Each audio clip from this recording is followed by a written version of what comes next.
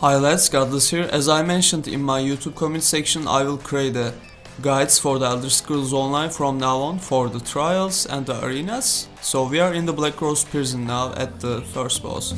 The first mechanic called Fire Meteors. The boss will charge and you will see a circle below each party member, so you need to make sure to spread out to share the damage, so you must not stack with this. One of the boss attack is a DK whip, so the tank need to dodge roll from it and just go back to the boss immediately. Healer need to purge the fire damage from the players, and the DPS need to focus the boss, so you don't have to focus on the ads, you can just ignore them because it's a waste of time.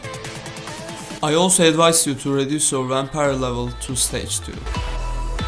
This one called Fire Cage. In this mechanic, the boss will teleport to the middle. 3 fire beams will come out and you have to walk around clockwise inside the circle to avoid the fire beams.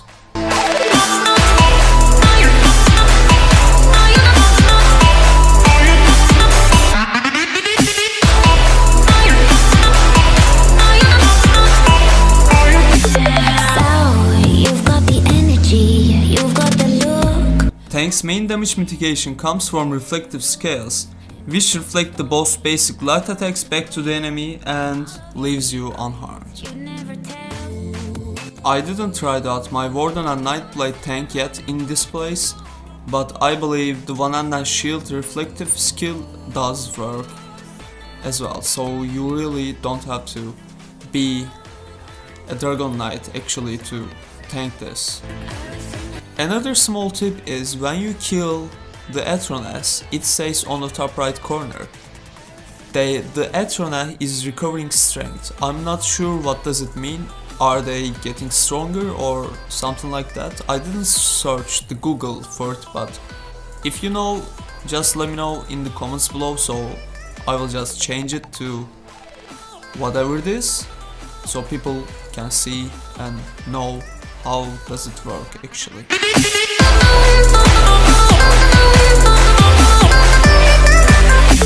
This is the second boss of the Blackrose prison. The boss itself is not very hard, but the monsters are. At certain points, the boss will cast a snipe on the player who taunted him, and it will hit massive damage if don't blocked, and can also be interrupted too.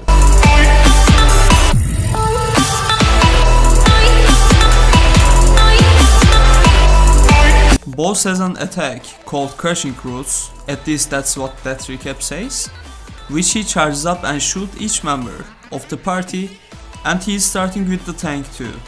It will immobilize you and damage you. You have to roll dodge or the healer need to purge to break free of the roots for every people. This boss of the stage is percentage based fight. That means at certain percentages you will see the boss will call more monsters, which are 80% Troll, 60% Hajmota and 40% Wamasu. There is 2 types of Netch that floating around in this stage. One of them has a moving poison AoE and the other one is doing a shock damage. Also, if you get hit by it, healer need to purge this damage over time from you. And then when they get hit, they shoot shock balls at players as well, and you cannot kill them too. When boss casts a swarm on someone, rest of the group need to stack with that friend to share the damage. There should be at least 3 people in this, but 4 people is just safer, yet it is hard to do it if there is too much stuff going on.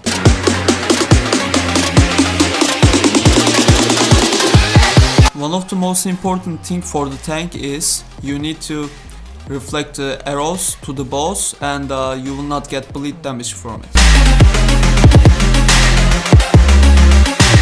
At 60% the boss will call Hajmota to aid him in this fight. Tank need to take him to the corner and DPS and the healer need to stay behind it, because this area of damage is kinda one-shotting the people, especially the one that not shielding up in the light armor.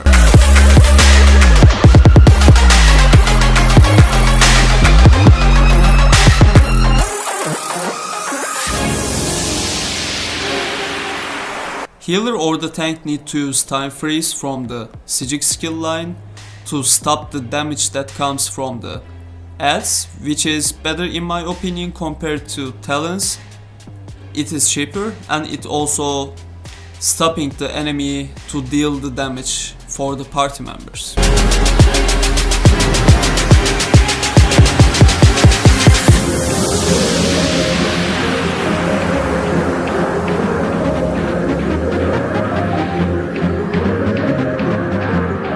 At 40%, boss will call Wamasu. DPS need to stay away from the ad because it deals 360 degree AoE, which hits so hard. You can skip it by dropping ultimates on it, or you can just ignore and nuke the boss.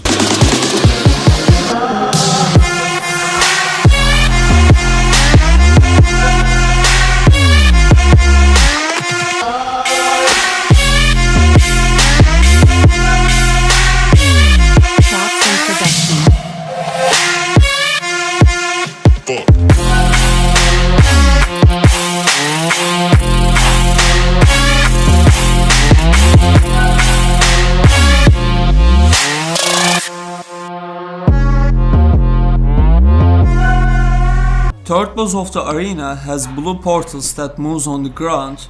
When you fall into them, 3 random foe will spawn, which is skeleton or a mage. The tank needs to face the boss away from the group because Lady Minara does a shield bash attack on the tank that also has a small AoE and follows the tank too. If someone else stands too close, they will get one shot in return. It is also percentage based fight.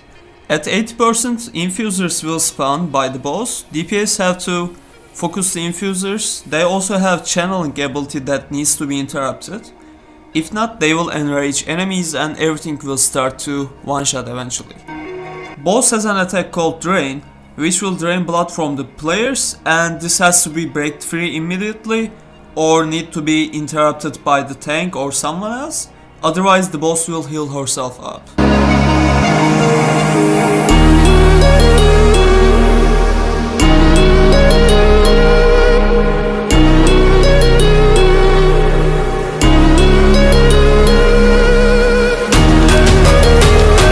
Lady Minara will cast Bat Swarm from time to time on the furthest player outside, which drains health and gives it to her. Make sure not to stay inside the AoE for too long.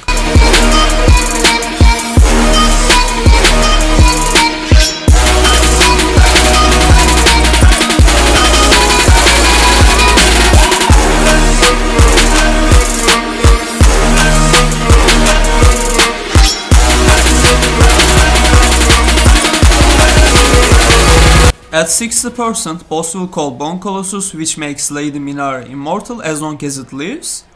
Main priority for the DPS is to take down as fast as possible.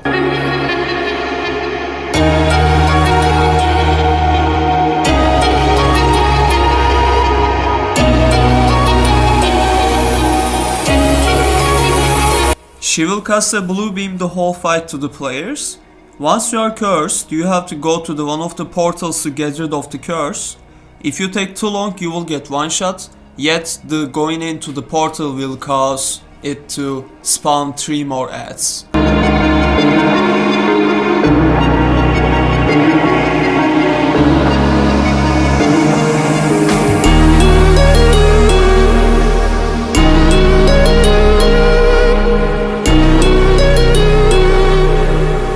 This time at 40% health, boss will call Bone Colossus and additionally 1 infuser, so team need to kill them first.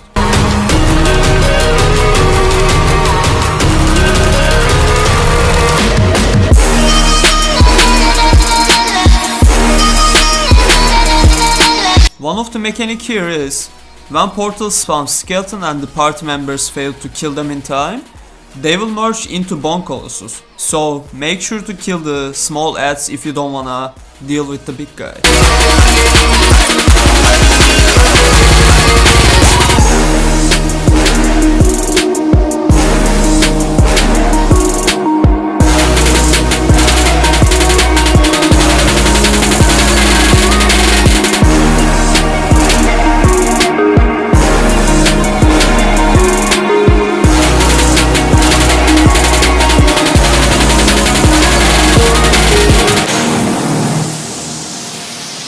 At execute phase, when Lady Minera's health drops to 20%, she will call Bone Colossus and 2 infusers, so DPS need to kill the Bone Colossus and then just nuke the boss, because tank can interrupt the infusers and they will not deal much damage to the team.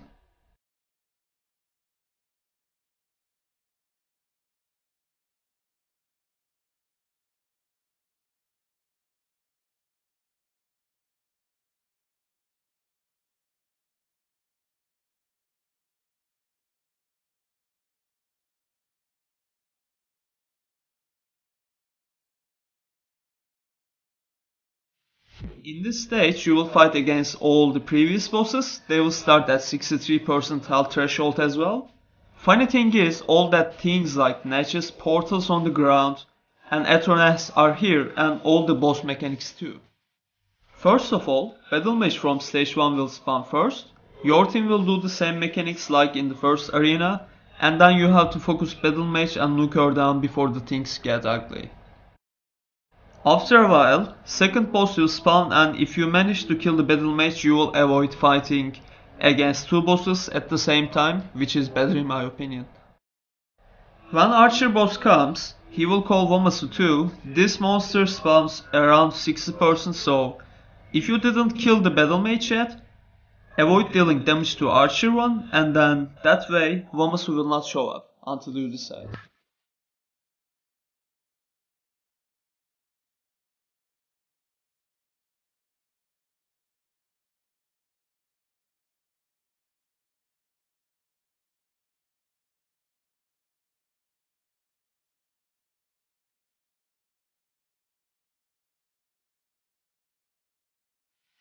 After you kill Battle Mage, focus on Womasu and then tames the beast.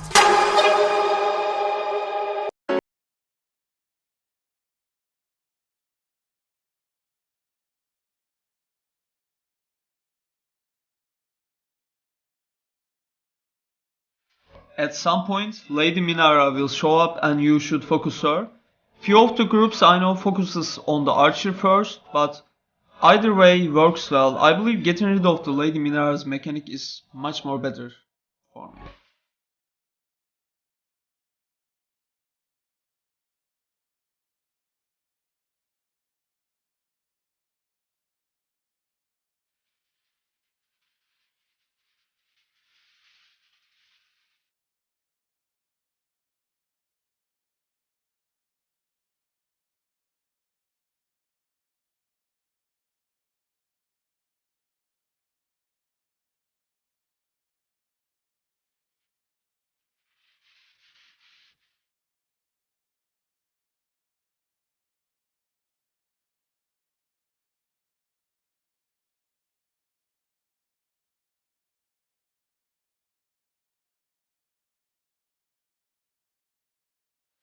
When Lady Minera is dead, you will focus tames the beast, and at 40% he will spawn Hajmota.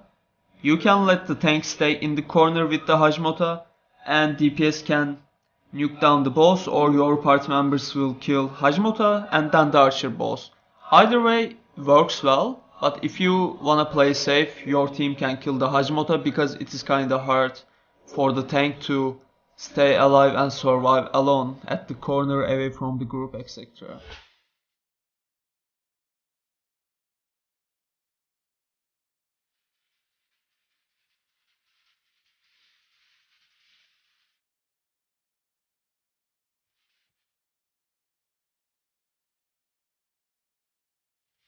Another tip for the spawn mechanic is, each boss comes when already spawned boss health drops to 35%.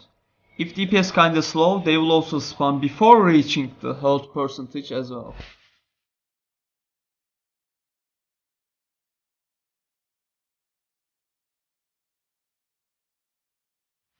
This boss fight fairly easy in my opinion compared to other stages of arena. Only dangerous mechanic is Drake marks ghost from time to time and the players has to absorb the marked ghosts.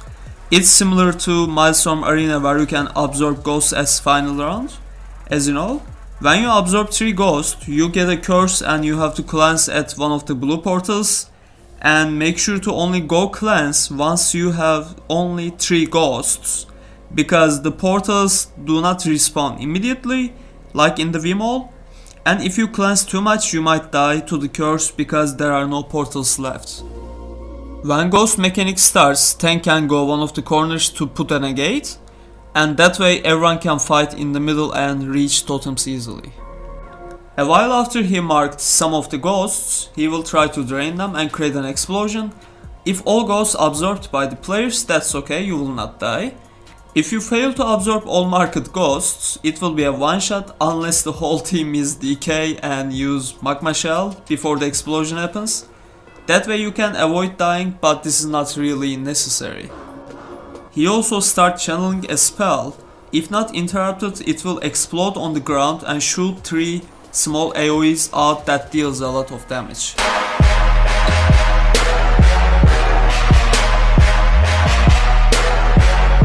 There's shadow proxies that can do the same abilities as the main boss, but much more weaker.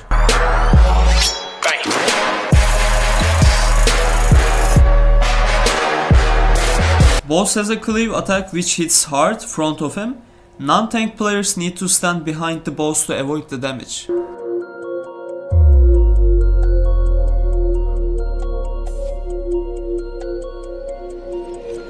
He sometimes targets a player, jumps into the air and slams his sword to the ground.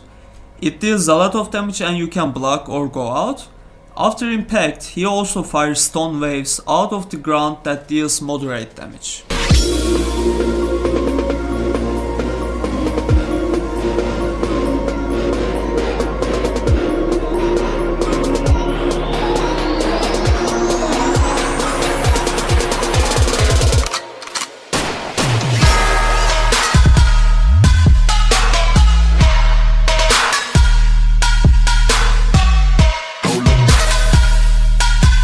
The totems shoot stones at you that deals a bit of damage and stuns you on the ground. DPS need to kill them as fast as possible. You can also block or dodge roll to avoid the stones.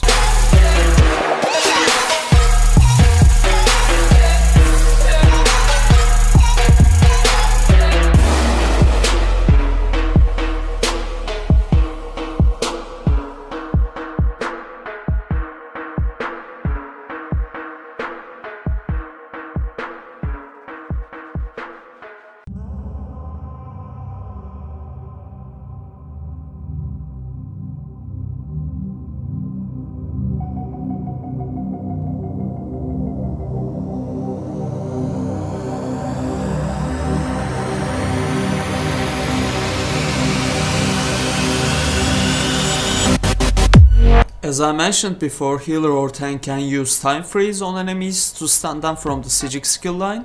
Shadow proxies are also vulnerable to this skill and helps you to CC lock them for a couple of seconds, which enough to kill them before they do something.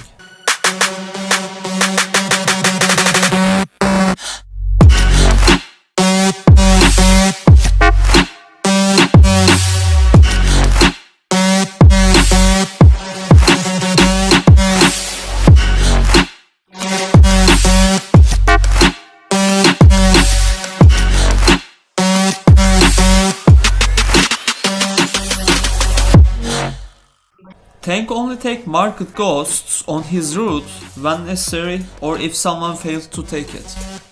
Because there's only 3 paths for the cleanse, it is also important if someone dies with absorbed ghost on them, ghost will be shared between the rest of the party members. I believe that's it for now. I didn't mention the sets earlier since it totally depends on your team composition. If there's 1 tank, 1 heal and 2 damage dealer on the group, tank can run Ebon and Alkosh with blood spawn.